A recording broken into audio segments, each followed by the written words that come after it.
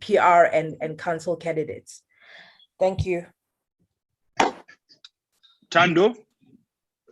Name Tando Mayeko from Business Day.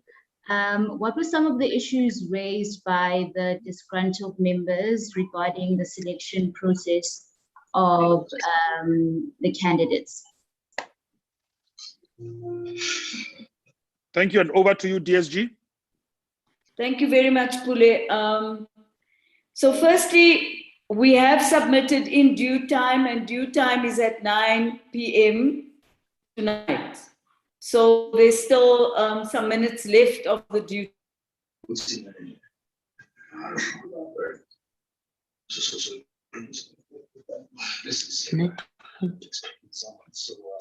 Can we please allow the DSG to answer? And if we have not been invited on the floor, may we just mute our gadgets? Over to you once more, DSG, and apologies for that.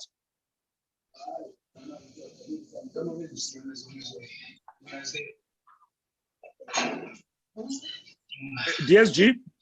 My internet is extremely unstable, Pule, so I'm going to have to be very quick.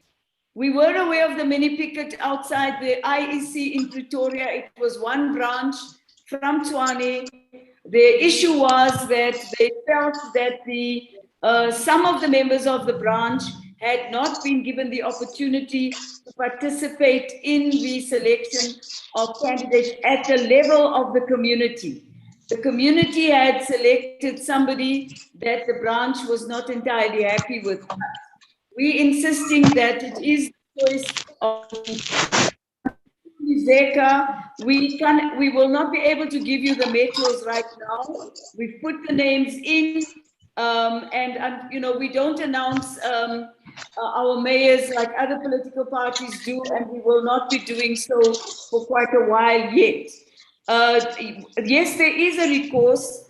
The type of disputes is that I was number 3 on the list. I should have been number 1. But these lists are the product of a popular vote by the people in a particular community, and therefore it is a very important vote for us.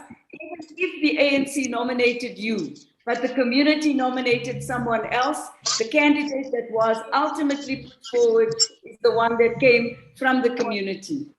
Some of the issues raised is mainly, and I quote, I've been left out. I was a councillor before. Why am I not taken back? So there has been quite a large changeover of councillors that has taken place, and our percentage of retention has been relatively low depending on the province that you come from. Quite high in some areas, but not as high as we had hoped it would be all over the place. So the average retention is about 40 to 45%. There is, however, a great number of people who are unhappy about not having been returned.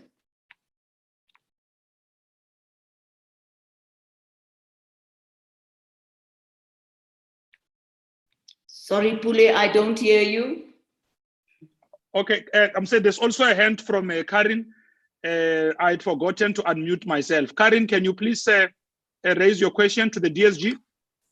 Hi, Pule. Thank you very much. Hi, Ms. Duarte. I'm writing for the Daily Maverick. I have a question just about the deadline. Sorry, I missed the first bit of your briefing, but the IEC deadline, did the ANC request the IEC, or did the ANC ask the IEC if they could consider moving the deadline to 9 p.m. tonight, or what made the IEC decide that, or do you have any insight into that? We did not ask for a change of the deadline. The deadline we were given initially was 5 p.m. and we would have been very ready at 5 p.m. There's no issue for us. We did not ask for the deadline to be removed.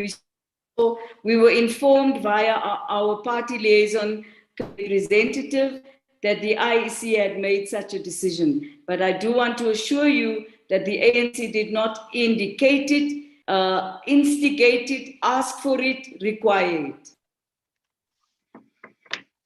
No, thanks, DSG. Lizega, I see you still have your hand up. Is it? Yes. Yes, I okay. just want to ask one, just a follow-up question to the DSG with regards to the list situation and the investigation that the ANC will take in terms of the lists. DSG, there seems to be complaints that those people who were supposed to step aside, that they in fact didn't, and they are part of the list. Have you removed individuals who were implicated in the step aside resolution? Yes, we have the mayor of Newcastle has been removed, who had to step aside.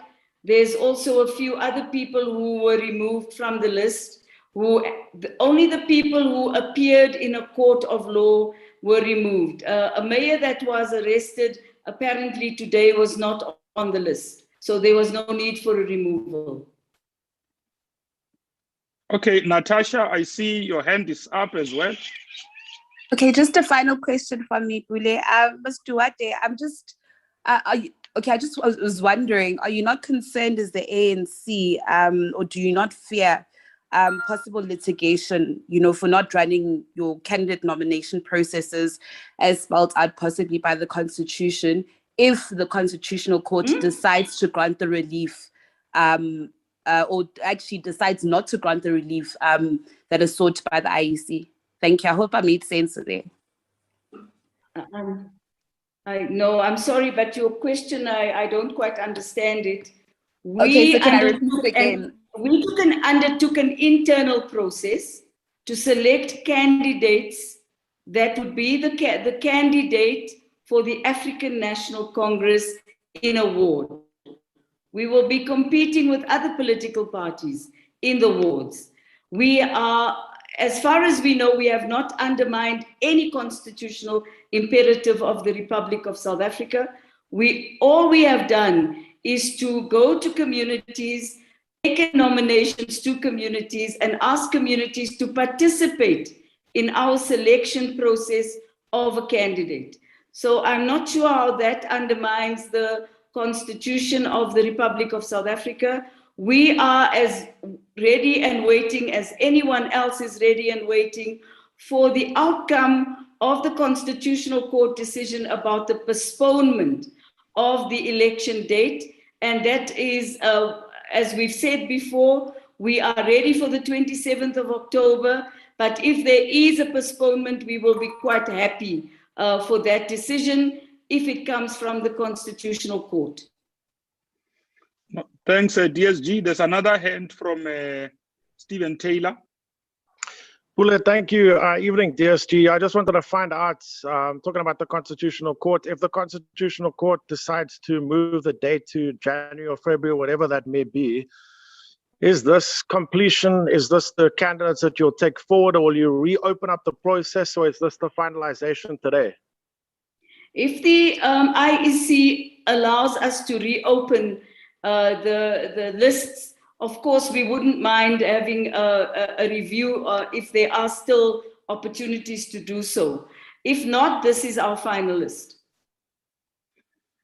Okay, DSG, we have got two more hands, which I deem to be the last hands.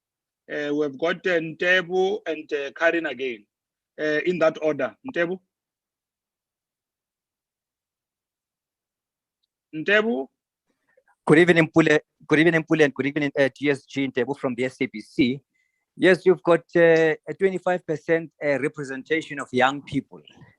I wish I could know what informs the criterion of having 25% of young people, while they say they constitute around 60% of the country's population. And of course, even the statistics show that over 50% of young people are unemployed. So why, how did you come to the conclusion that the best representation of young people is 25% in this local sphere of government, as opposed to be informed by unemployment that is prevalent amongst them? Okay. Okay, DSG, I think Karin has withdrawn the hand. Yeah, yes, No, DSG. I haven't. Oh, you haven't? No, So I just- Grace. Okay, should we allow the DSG to answer, or do you want DSG to get all the questions and then you answer it once? she can answer, then I'll ask my question after that because it doesn't relate to this question. Okay. Okay. Firstly, we don't believe that being a local government councillor is an employment opportunity. It is in fact an opportunity to serve the people of South Africa.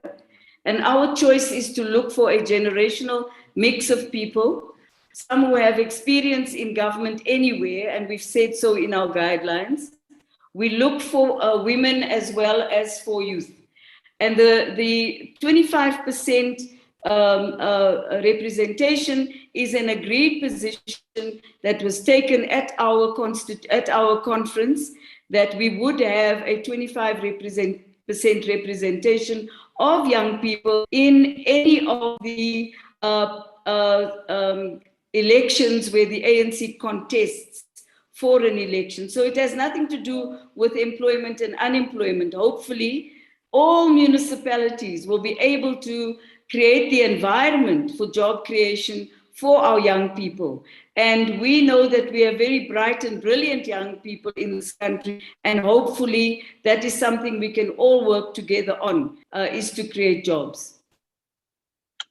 Okay, Karin Ntebu, your hand seems to be a legacy hand. You can put it down. Karin, can you go ahead with your question? Thank you. Yeah, I wanted to prevent a legacy hand. That's why I took it down a while ago. Just another question. I'm looking at my notes below the notes that I'm making now, and they are about Northwest Premier Job Mogoro. And I'm sorry to deviate from the list issue, but I presume it's kind of in the same vein. I just want to know, when does the ANC understand that he will resign as Premier and be replaced? What's happening there? If you can just give us some clarity on that. Thanks so much. Certainly. The ANC can only change its list in the Northwest on the 15th of September, because the list was changed last year on the 15th of September, and you can only do it once a year. Mr. Mogoro has agreed to resign. He has given us that to me personally when I met him. He has also today met with the Treasurer General of the ANC, made that commitment. He's awaiting a meeting with the President of the Republic of South Africa, which is fine. We have no problem with that. And he has indicated that immediately after that meeting, he will tender his resignation letter. However, I do have a written message from him that assures me that he will be resigning. Okay, DSG, Lizega, is it a do or die question? Sorry, just one last question, and it's with regards to what's going on in KZN in the moment. DSG, we're hearing that some loyal supporters and members of the ANC, those who are loyal to Mam Zandile Gumede, are camped outside Simmer House, calling for some sort of engagement with the ANC in terms of the PR list. Apparently, they are saying that Tadunyawose is number one on the list, where it should be Ms. Gumede. Can you please just react to that? The only reaction I am able to give you right now is that, of course, we think there's nothing wrong with engagement. And I'm sure that the leadership of KwaZulu-Natal will be engaging with the people who are there. However, we will once again say that the list is a product of a popular process that we undertook, deep consultations with communities, and that is the conversation that the leadership of KwaZulu-Natal will have with the people who are outside. Okay, no, thanks, DSG. I don't see any other hand. And in the absence of that, DSG, may I take this opportunity to thank you for giving members of the media the necessary clarity, and also thank members of the media for joining even when it was such a late alert issued to them. It shows that they are quite interested in the work of our movement. And thank you very much, DSG, and to our staffers at Lituli House. We've been telling the media throughout the day that over the past 72 hours, our staffers at Lituli House and throughout our offices in the country have been hard at work to try and dispel what was raised in the media, that the members of staffers at the ANC were not working. We've clarified that, DSG, and thanks to your able leadership to have allowed that this process goes out smoothly in the manner it is. Thanks, members of the media. And This also brings thank us to the the end of our media, briefing. Pule, for coming. Yes, yes. Thank you very much. Thank you very much to all of you. And we hope to be seeing you on the ground now, because we will be starting our campaign work in earnest at the moment. Thank you so much. Thank you very much.